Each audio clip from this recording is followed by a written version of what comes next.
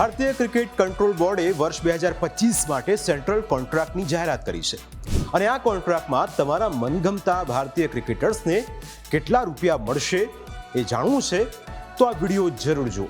નમસ્કાર, હું છું જીગર. ગ્રેડ A+માં કોણ છે એ સૌથી પહેલા જાણીએ. ગ્રેડ A+માં રોહિત શર્મા, વિરાટ કોહલી, જસપ્રીત બુમરાહ, રવિન્દ્ર જાડેજા અને ગ્રેડ Aમાં મોહમ્મદ સિરાજ, KL રાહુલ, શુભમન ગિલ, હાર્દિક પંડ્યા, મોહમ્મદ શમી, ઋષભ પંત અને ગ્રેડ Bમાં સૂર્યકુમાર યાદવ, કુલદીપ યાદવ, અક્ષર પટેલ, યશસ્વી જયસ્વાલ, શ્રેયસ અય્યર અને ગ્રેડ Cમાં 19 ખેલાડીઓનો સમાવેશ કરવામાં આવ્યો છે. આ વખતે BCCIએ 34 ખેલાડીઓને સેન્ટ્રલ કોન્ટ્રાક્ટ આપ્યા છે, પણ તમને એ સવાલ ચોક્કસ થતો હશે કે આ ખેલાડીઓને રૂપિયા કેટલા મળતા હશે. તો તમારા મનગમતા ખેલાડીઓને મળે છે કરોડો રૂપિયા. જો ગ્રેડ A+ની વાત કરીએ તો ગ્રેડ A+માં જે પણ ખેલાડી હોય તેને વાર્ષિક 7 કરોડ રૂપિયા BCCI આપે છે. ગ્રેડ Aમાં જે ખેલાડીઓનો સમાવેશ કરવામાં આવ્યો હોય તેમને 5 કરોડ રૂપિયા વાર્ષિક મળે છે.